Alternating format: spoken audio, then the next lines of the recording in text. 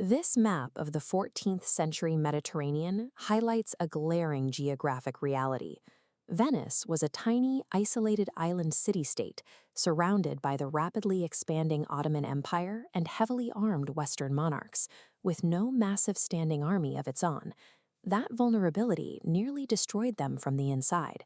In 1310, a domestic conspiracy threatened to overthrow the state, forcing the leadership to hastily assemble a provisional emergency committee to root out the traitors.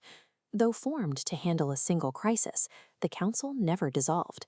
Over the following decades, this temporary investigative body integrated itself into the city's daily administration, becoming the Republic's permanent, shadowy nervous system. The council operated on a radical new strategy. Knowing they could never outfight the massive empires threatening their borders, they decided they would outknow them. They began building a total intelligence apparatus. A state with zero territorial depth and limited military resources had one path to survival. They had to render their rivals entirely visible, while keeping their own internal mechanisms completely hidden. The perimeter of that intelligence cycle started on the trade routes. The council weaponized Venice's vast commercial maritime network, transforming it into a global data collection grid. Every merchant galley on the water functioned as a dual-role asset. Legitimate commerce provided the perfect veneer for deep-cover espionage, allowing a merchant spy to slip into hostile territories where official diplomats were banned. While negotiating over crates of silk, these merchants quietly went to work. They charted foreign harbor draft depths, counted Ottoman warships in dry dock, and tracked regional grain shortages. Aggregating those granular details allowed the state to accurately predict foreign military mobilizations months in advance. By identifying a crop failure early, Venice could manipulate grain markets and bankrupt a rival before a single physical battle took place. That raw field data was quietly funneled back to Venetian ambassadors. Operating as legal spies, these diplomats filtered the noise and synthesized the findings for the highest levels of elite leadership. Their final output was the Relatio. This was a highly classified, deep-dive intelligence brief, mapping out the severe economic vulnerabilities and the precise psychological profiles of foreign monarchs. But intelligence has a rapid decay rate. If an enemy intercepts a Relatio in transit, the tactical advantage vanishes immediately. To protect the grid, Venice established the Chancery of Ciphers. This professional cryptographic bureau locked the state's directives behind shifting polyalphabetic ciphers and used steganography to bury sensitive messages inside innocent-looking commercial ledgers. The final defensive measure was physical. A heavy leaden seal clamped over the folded parchment served as a sovereign lock. If a dispatch arrived broken or tampered with, the intelligence was burned, and the chain of command was instantly considered compromised. The Republic's survival relied on this defensive shield. Without mathematical certainty that their orders remained secret in transit, the most accurate field intelligence was worthless. The verified secrets eventually reached the physical core of the state's command architecture, the Doge's Palace.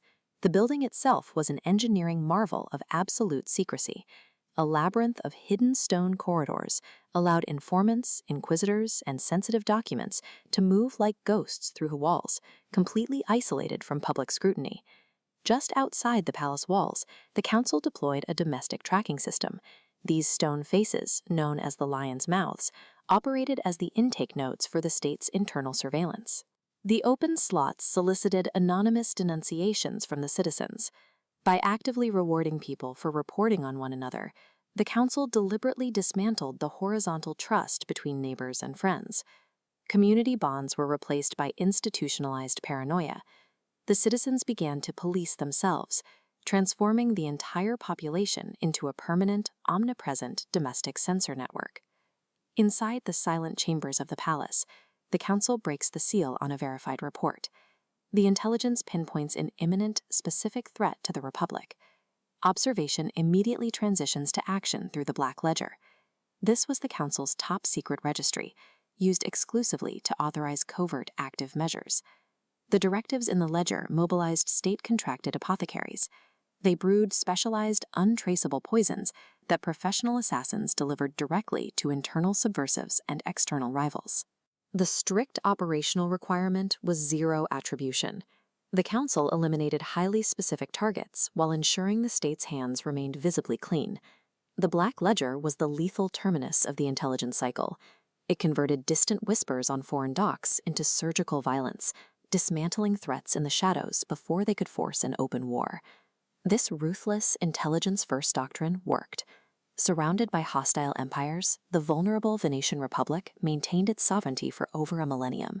The protocols forged by the Council, global merchant networks, encrypted transit, and the institutionalization of secrecy provided the operational blueprint for every modern intelligence agency that followed. They proved that a nation's strength is not determined by the square mileage of its land or the size of its infantry. It is measured by the global reach of its intelligence web and the mathematical strength of its cryptographic seals. Venice demonstrated that statehood is ultimately defined by the exclusive control of information. While the tools have evolved from wax to silicon, the pursuit of power through the control of truth has remained a historical constant.